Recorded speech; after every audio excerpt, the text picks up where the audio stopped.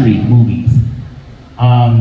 About, for example, or a series on the Tudors or any King Louis, for example, you would notice that all of these dances are part of that 18th century. Minuet, gavotte, bourrée.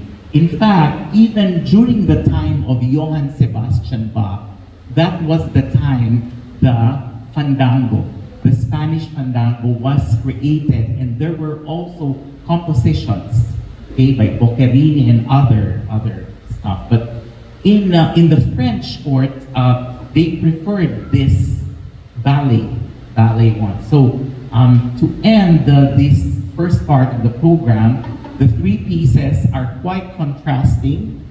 Some are in a minor key, some are taken from orchestral suites, and then Lara will end it with a bourrée.